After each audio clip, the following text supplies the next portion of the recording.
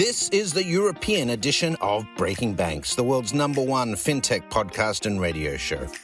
We bring you the European unicorns, startups, founders, regulators, and leaders innovating the rapidly evolving fintech scene today. A truly localized podcast with both English and local language content, with some of the world's most well-known hosts and influencers in the fintech sector globally. Join us every week as we explore what makes the European Union a phenomenal proving ground for many of the fastest growing fintech plays in the world today. Okay, let's roll.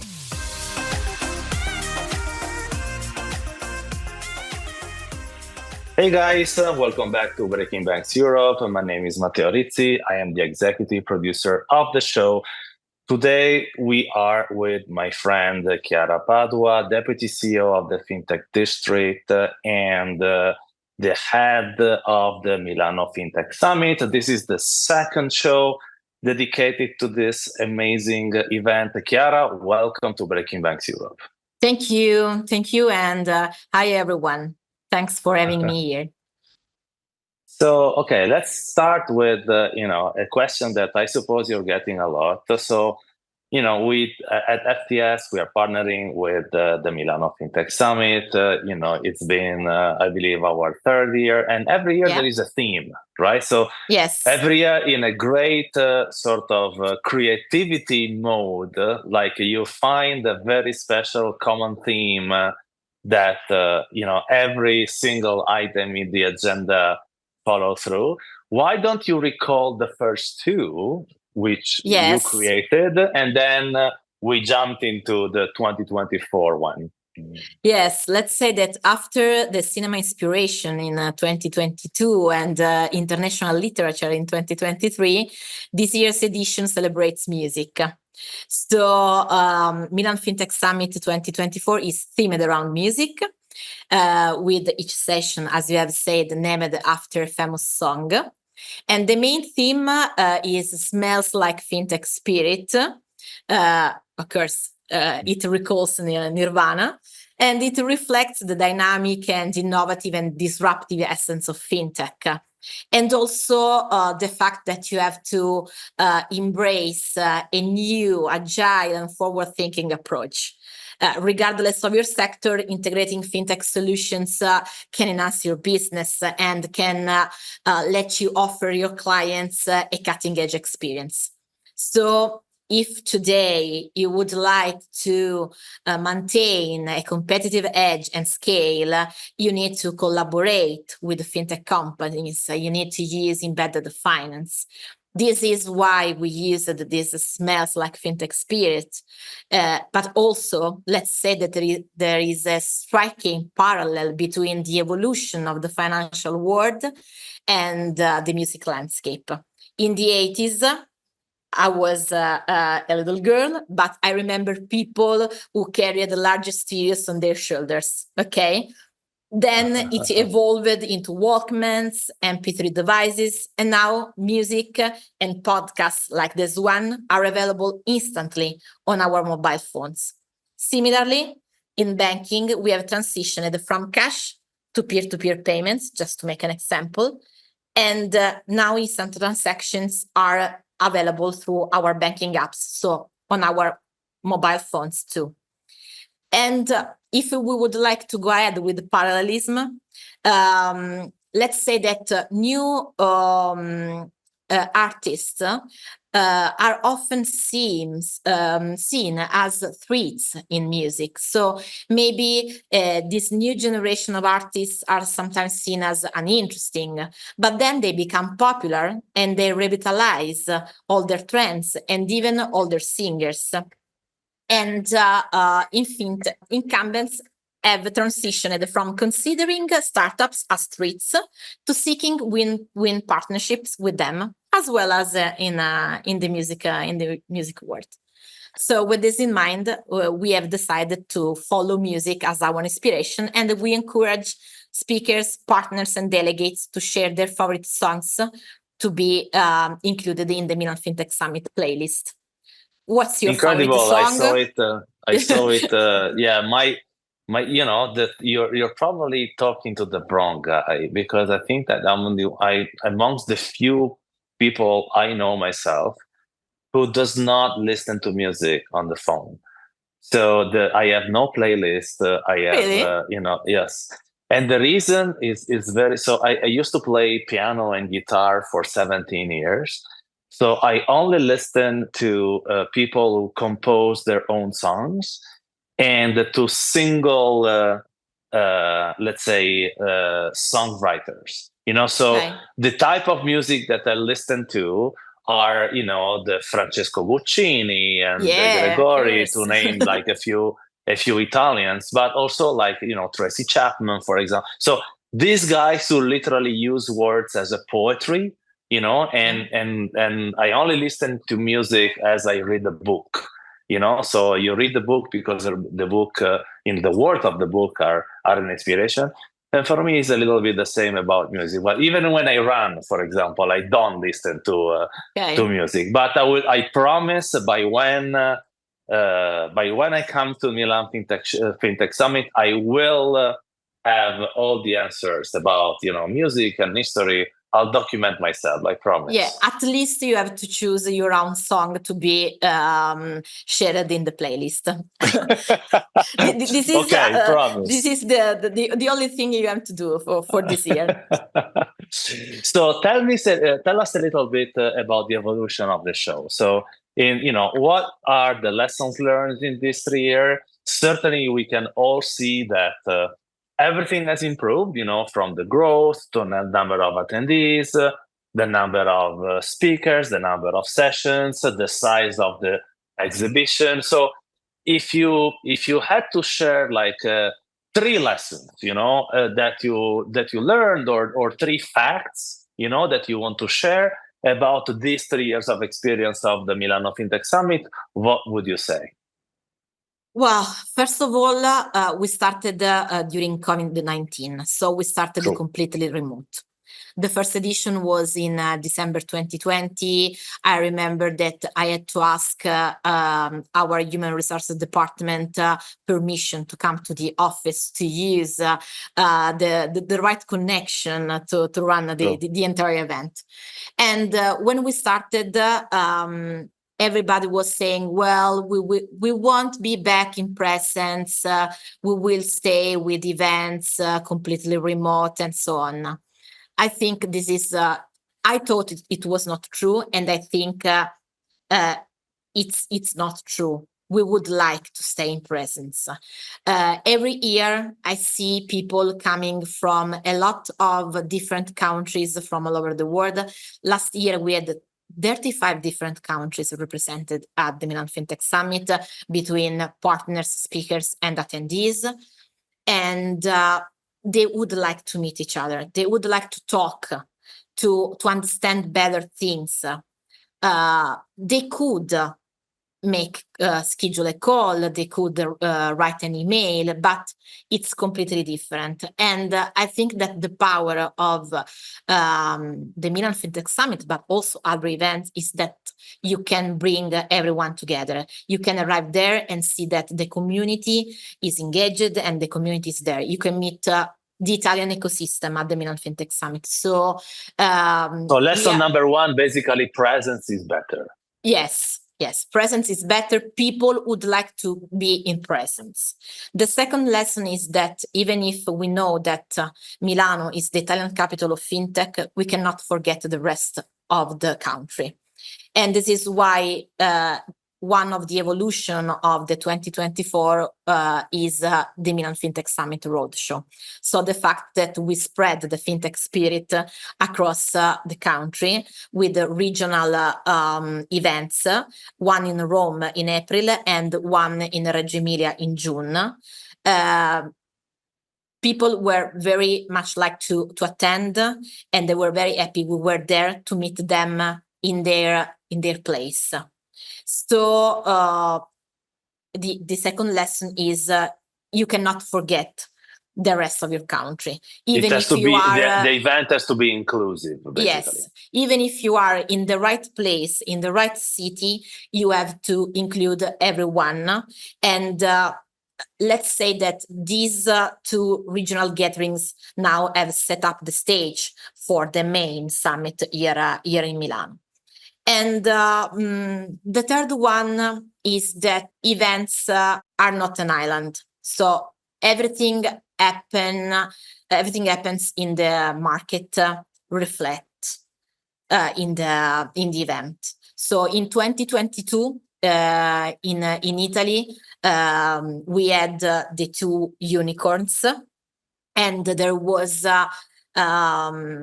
really a different mood when we did the event, because it's like when you go to the stadium and you know that your team is going to win that match. It's something completely different from when you start playing without knowing if you will do it or not. So even if now the market is completely different, we are still there. We would like to push, we would like to foster the growth of the ecosystem. If it's not, I think it's in two ways. So in 2022, it was the market, the evolution of the market, these two unicorns pushing the event. Last year and this year, we want to be us to push the market. I understand. And so when you say that, I want to like double click on, an event is not an island, in a sense that today there is I want to say an overflow of fintech events all over Europe. So from now and the end of the year, from the Nordic fintech week to a couple of other events, there is of course Cybos and the Singapore Fintech Festival. Yes. And so there are a bunch of we actually did have the Inclusive Fintech Forum that should have taken place. Down, unfortunately, it was postponed, but only of a few months. And I believe that every event, is looking for, its own identity, and as well as to be in his own way, right? A sort of a catalyst for something, right?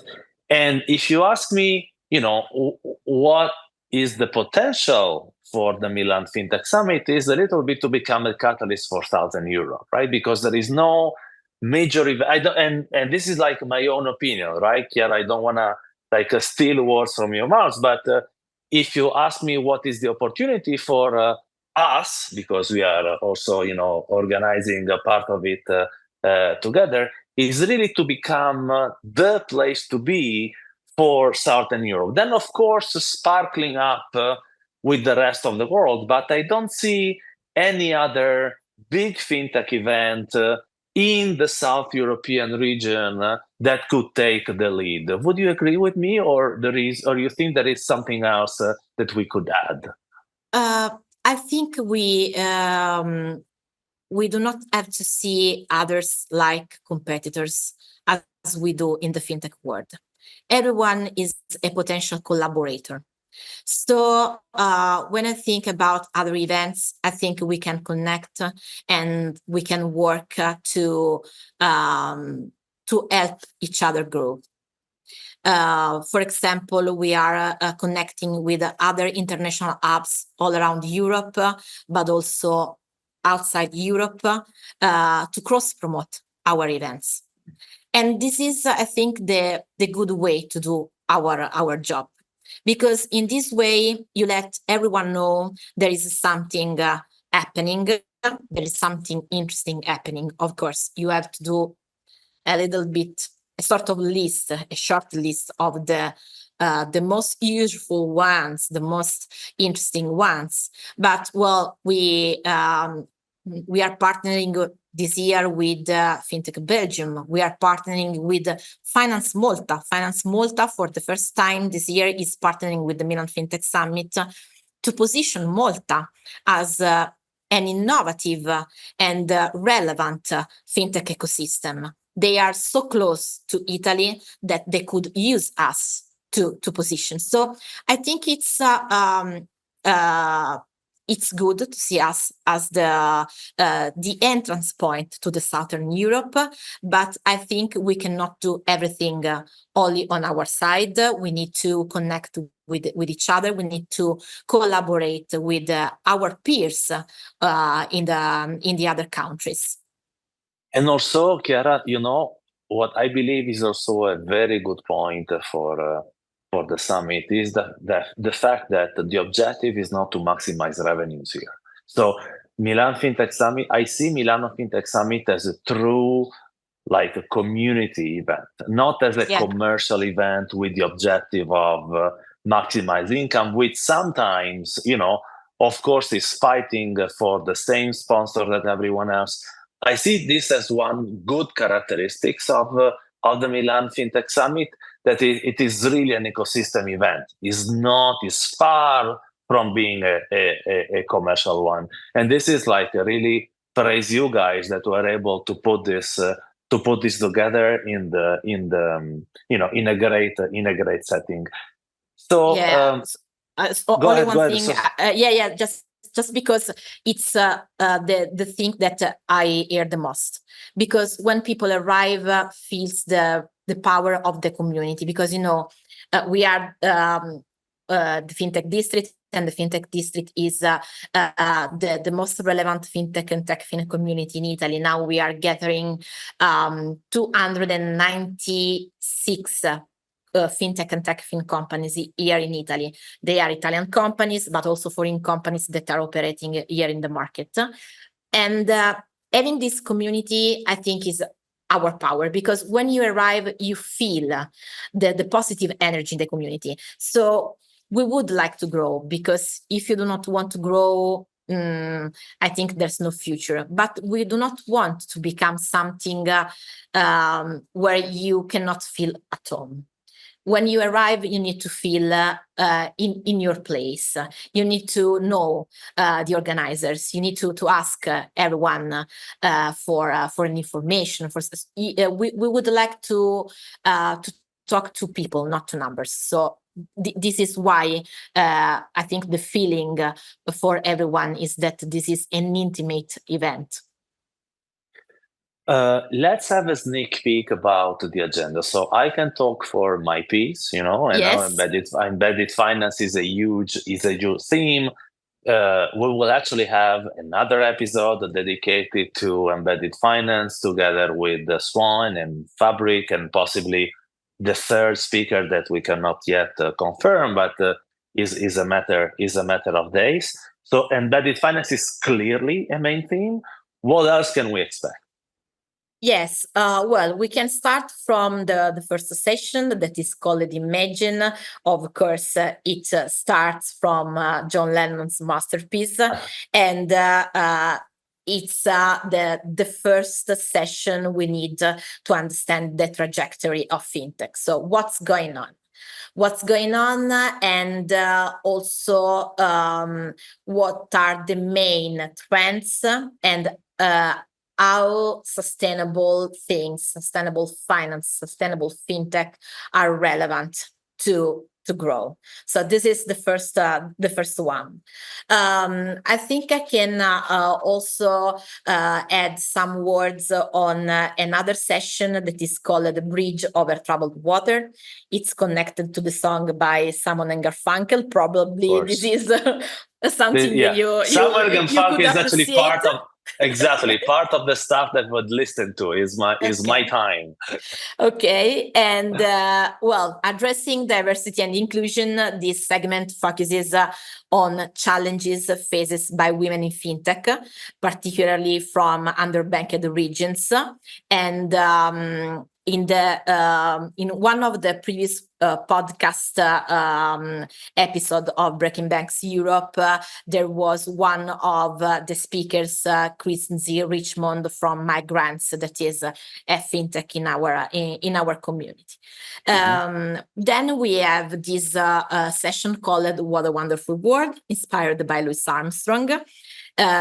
that will examine how emerging markets can benefit from the experiences of established fintech ecosystems and vice versa, emphasizing the value of diverse perspectives. And we will host Latvia, Malta, of course, Milan partners, because, we would like to continue positioning Milano as one of the European capital of fintech, even if we are already the Italian one. And the last one I would like to announce is one I'm very proud of, because I have chosen this title as this is one of the first songs I would like to sing if all I had a great voice, and it's AI Will Always Love You. So, this session will give a comprehensive look at artificial intelligence, generative AI, and machine learning. You're very proud of the title, aren't you? Yes, the proud, really pride. The pride flag is on this session, and it will be moderated by Francesca Aliverti. Yes. So we are in the family, let's say. Yeah. If I could add some other notable figures, we will have Anna Lambiase. She's the chairwoman of Cassa Depositi e Prestiti Venture Capital. We will have Matthias Wikström, the CEO of The Economy, with expertise in sustainable finance. We will have Dennis Guven, who is the board member of WAMO. WAMO is a neobank that has recently landed here in Italy. And Dennis is now a serial investor. He's the former founder and CEO of Mox. And he's also one of the board members of Besiktas Football Club. So something really, really strange, but nice to tell. We will host Enrico Mattiazzi, CEO and founder of FiscoZen. FiscoZen is an Italian company that has recently been invested by a Scandinavian firm, Visma. So really interesting as a success case. Also, we will host 6 different regulators, thanks to the session powered by Refink, that is our partner at the event. They are BaFin. What is the song? What is the song related to the regulator session? Did you find one too? Stairways to MiCAR, because we'll talk about MiCAR. Okay. But they have accepted it. So it was a hard sell. So congratulations for this one. But they accepted it, and really proud of that title too. So we will host BaFin, Bundesbank, FMA Liechtenstein, National Bank of Romania, Norges Bank, and Danish Financial Supervisor Authority. Sorry, I'm reading because I do not want to forget anyone. Of course. On the second day, the Milan Fintech Summit will feature Amanda Estiver-Nicolas. She's a global mentor at Women in Payments, part of FAMIS Fintech. And she will interview Francesca Carlesi, CEO of Revolut UK. So she's leading one of the largest UK banks by capitalization. Yeah. Kos Stiskin, who is the founder and vice president of strategy at Finum, another neobank, which has recently secured 50 million euros in a Series B funding round led by Northzone and General Catalyst. And also, she will interview Miguel Amaro. You know him very well, I think. Of course. He is the CEO and co-founder Proud of Coverflex. Investor there in Coverflex, yes. Yes, so the Coverflex is the largest pre-seed round in Portugal. So really interesting companies. As an additional highlight, I can disclose that we will host the Italian final of the MasterCard for Fintechs program that will feature the top 8 fintech finalists, and the 2 finalists for the Milano final. We will go to Paris for the European moment. Okay, so they could win the European MasterCard for Fintech program. Yeah. Shout out to MasterCard here. Yesterday, Luca Corti was named CEO of MasterCard Italy, and I am the coach of the MasterCard cohort for the whole 4 episodes that will spend time with the startups before the event to make sure that the pitch is perfect for the event. So it's a great pan-European initiative, and I also think it's great that they have this showcase at the summit. Yes. So as you can see, we have a broad range of expertise from corporate leadership to academic research to investors and fintech companies, Italian fintech companies, foreign fintech companies. Of course, additional speakers will be announced in the coming weeks.